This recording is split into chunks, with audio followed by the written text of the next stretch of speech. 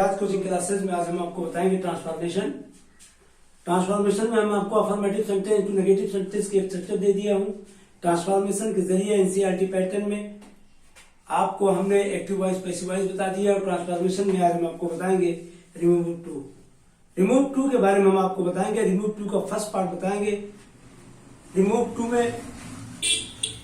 To के part में first part आपको बताने जा रहे हैं। फर्स्ट पार्ट इसलिए रखा हुआ है क्योंकि एक वीडियो में इसे हम अपलोड नहीं कर सकते हैं जो 30 मिनट 35 मिनट 40 मिनट की जाएगी और कोई भी स्टूडेंट इतना देख नहीं सकता है।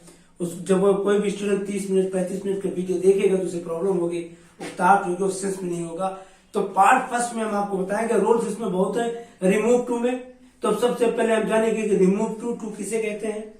टू का शाब्दिक अर्थ भी होता है और इसे एडवर्ब ऑफ डिग्री भी कहा जाता है। टू का शाब्दिक अर्थ भी होता है और इसे एडवर्ब ऑफ डिग्री भी कहा जाता है। तो ट्रांसफॉर्मेशन के जरिए बाय ट्रांसफॉर्मेशन के जरिए इसके पार्ट में इंटरचेंज में रिमूव टू पे हम आज डिस्कस करेंगे।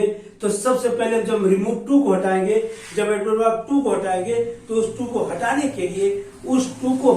के लिए नियम क्या क्या है, उस टू को हटाने के कायदे क्या है और रिमूव टू को हम पहचानेंगे कैसे। उस सेंटेंस में, उस वाक्य में हम ये कैसे पहचानेंगे कि इसमें टू ही हटाना है। तो इसको जानने के लिए, इसको समझने के लिए हम आपको बोर्ड पर एग्जांपल देते हैं। सबसे पहले रिमूव टू है, एनसीईआरटी पैटर्न है, आप अच्छी तरह जानते हो। टू का अर्थ भी होता है, टू को एडवर्ब ऑफ डिग्री भी कहा जाता है। और हाउ टू रिमूव टू को हम हटाएंगे कैसे, इसका रोल क्या होता है। तो सबसे पहले रोल होता है कि सब्जेक्ट प्लस वर्ब का प्रयोग करते हैं। टू को हटाकर सो लिखते हैं। जब ट्रांसफॉर्मेशन के जरिए एक सेंटेंस को दूसरे सेंटेंस में चेंज करते हैं तो टू को हटाकर सो करते हैं। ये जबकि दूसरा रोल होना चाहिए, हमने इसे पहले रोल में लिखा है कि टू को हटाकर सो करते हैं। तो टू को हटाकर सो करने का ये रोल है, ये बहुत ही फेमस रोल है। इसको स्टूडेंट बड़ी जल्दी कैचअप कर लेते हैं कि टू को हटाकर सो में करते हैं। उसके बाद क्या करते हैं, सब्जेक्ट प्लस वर्ब का प्रयोग करते हैं। सब्जेक्ट प्लस वर्ब का प्रयोग पहले करेंगे, फिर टू को हटाकर सो करेंगे। तीसरा रोल क्या है, एडजेक्टिव या एडवर्ब के प्रयोग के बाद उसमें निश्चित है रिमूव टू में एडजेक्टिव का प्रयोग होगा या तो एडवर्ब का प्रयोग होगा। तो एडजेक्टिव या एडवर्ब के प्रयोग के बाद हम दैट का प्रयोग करते हैं और इसके बाद जिस सब्जेक्ट से प्रयुक्त होता है उसी को दैट के बाद लिख देते हैं। ये हमने आपको पहले ही बता दिया था कि it is structure number first है, संरचना नंबर फर्स्ट हम आपको बता रहे हैं। इसके कई रोल्स हैं, इसके कई सिस्टम है, इसके कई सूत्र है, कई फार्मूला है इसके। तो हम आपको बता रहे हैं कि स्ट्रक्चर नंबर फर्स्ट का जो रोल होता है, जो सिस्टम होता है, हम आपको समझा रहे हैं कि इसके बाद सब्जेक्ट के बाद उपर्युक्त प्रोनाउन का प्रयोग करते हैं।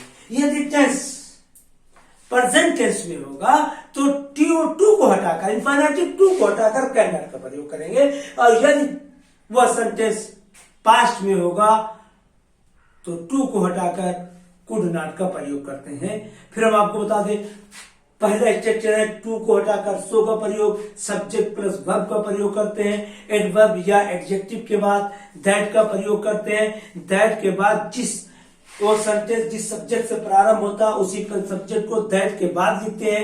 इंफिनिटिव टू को हटाकर यदि हमारा वाक्य प्रेजेंट टेंस में होता है तो कैन नॉट का प्रयोग करते हैं। यदि वो वाक्य हमारा सेंटेंस पास्ट टेंस में होता है तो उसे कुड नॉट का प्रयोग करते हैं। एक एग्जांपल यहाँ आपको समझाते हैं कैसे, जैसे हम नियम पे समझा देते हैं। जैसे he is to weak, to वाक्य है यहाँ पे, तो उन्होंने कहा पहला नियम या सब्जेक्ट प्लस वर्ब का प्रयोग करते हैं। तो यहाँ पे हम लिख देंगे ही इज, तो सब्जेक्ट प्लस वर्ब का प्रयोग हो गया। फिर उन्होंने कहा टू को हटाकर सो लिखेंगे, तो यहाँ टू लिखा हुआ है, आप समझते चलना। ये आपका इस फार्मूला रहा, ये आपका प्रैक्टिकल रहा।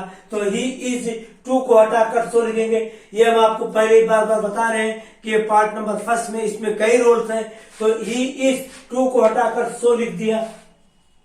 उसके बाद इन्होंने क्या किया नियम में कि एडजेक्टिव या एडवर्ब के बाद दैट का प्रयोग करेंगे। तो स्टीव वीक, वो इतना कमजोर है, तो इसके बाद हम दैट का प्रयोग करेंगे। ही इज सो वीक, अब वीक जानते हो कमजोर,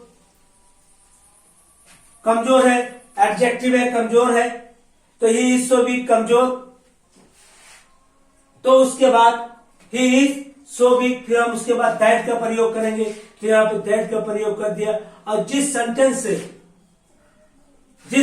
से प्रारंभ होता है उसी सेंटेंस से दैट के बाद उसी सेंटेंस को, लेकिन फॉर द एग्जाम्पल यहाँ मेल या फीमेल होता है तो बाई फेल और मेल और फीमेल के अकॉर्डिंग में यहाँ पे हम लिखेंगे। अगर यहाँ पे मेल आता है, सॉरी यहाँ पे ही से यहाँ पे मोहन आता है तो ही लिख देंगे, यहाँ पे सीता आता है तो यहाँ सी लिख देंगे, मेल आता है तो ही लिख देंगे, फीमेल आता है तो सी लिख देंगे। लेकिन यहाँ पे जिस सेंटेंस से हमारी चालू होती है उसी को करेंगे। फिर उसके बाद दैट के बाद ही लिख दिया, एकदम बहुत इजी है। पहला स्ट्रक्चर है, इसमें 3 स्ट्रक्चर पाए जाते हैं। हम फर्स्ट स्ट्रक्चर के बारे में बात करें, ही दैट ही। उसके बाद हम टू को हटाएंगे, इन्फिनेटिव टू को जब हटाएंगे तो कैन नॉट का प्रयोग करेंगे, ही कैन नॉट, और उसके बाद वाक को वाक से जोड़ देंगे। ये हमने आपको थ्योरी बताया, ये हमने आपको प्रैक्टिकल बताया। हम आपको बार बार बता रहे हैं, एक एक सेंटेंस पे डिस्कस करेंगे, थोड़ा सा बताएंगे लेकिन कंप्लीट बताएंगे।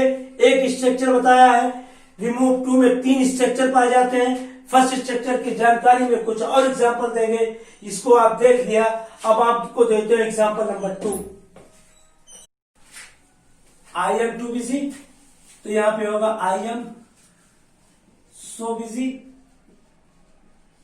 फिर दैट का प्रयोग करेंगे। आई से चालू है तो यहां आई लिख देंगे।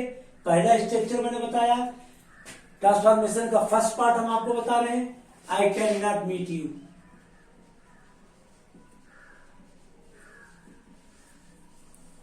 उसके बाद दूसरा है, he is to fight, to stand, तो सीधा subject plus verb, plus to के बाद सो, एडजेक्टिव या एडवर्ब के बाद दैट का प्रयोग, टू को हटाकर कैन नॉट का प्रयोग। यदि वो सेंटेंस प्रेजेंट टेंस में है तो टू कैन नॉट का प्रयोग, और पास्ट टेंस में है तो कुड नॉट का प्रयोग करेंगे। हम आपको बार बार बता रहे हैं कि ट्रांसफॉर्मेशन का ये स्ट्रक्चर नंबर रिमूवल 2 का स्ट्रक्चर नंबर फर्स्ट है, स्ट्रक्चर नंबर सेकेंड कल वीडियो में अपलोड करेंगे। फर्स्ट का एग्जाम ये अगर आपको समझ में आ गया एकदम इजी है, क्योंकि ये जैसे ही समझ में आएगा जब उसको समझाएंगे, रिमूवल 2 का सेकंड पार्ट समझाएंगे तो ये इससे भी आसान हो जाएगा। जब रिमूवल 2 का थर्ड पार्ट समझाएंगे तो इससे भी आ जाएगा। रिमूव 2 आप पूरी जिंदगी नहीं भूल सकते हो। तो दूसरा है, he is to fight, to stand, तो he is so fight that, subject से प्रारंभ है तो यहां पे हो जाएगा he can not stand. Sohan was too weak to play, हमने कहा ये क्या होगा, सोहन वाज टू के स्थान पर सो, एडजेक्टिव या एडवर्ब के बाद, यानी कि रिमूव 2 में एडजेक्टिव या एडवर्ब मिलेगा। तो एकदम आसान सा तरीका है, 2 के बाद या तो एडजेक्टिव आएगा या तो एडवर्ब आएगा। तो हम 2 के बाद सो करेंगे और उस वर्ड के बाद एडजेक्टिव या एडवर्ब के बाद दैट का प्रयोग कर देंगे। तो यहाँ पे लिखेंगे सोहन वाज सो वीक, और उसके बाद दैट का प्रयोग। और जिस सेंटेंस से मैंने कहा था यहाँ पे बाय नेम होगा तो यहाँ ही होगा, ही लिखा। अगर मेल होगा तो ही, फीमेल होगा तो सी। यहाँ पे वाज है तो अभी हो जाएगा could not, he could not play।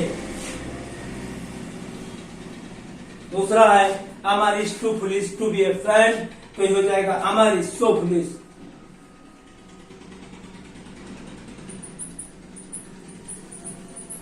Amar is so foolish that he cannot be a friend।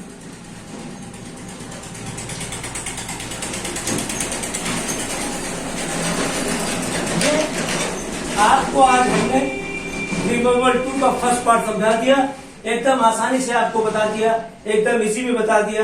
अगर एक वीडियो में इसको हम अपलोड करेंगे तो कम से कम 25 से 30 मिनट जाएगा। इसीलिए हमने इसको 2 से 3 पार्टों में, इसको मैंने सोचा है कि 2 से 3 पार्टों में अपने स्टूडेंट्स के लिए बताएंगे, जिससे आप ये समझ लो। पहला नियम, पहला स्ट्रक्चर बता दिया। नेक्स्ट वीडियो में हम बताएंगे इसका सेकंड स्ट्रक्चर क्या है। That's all my dear student.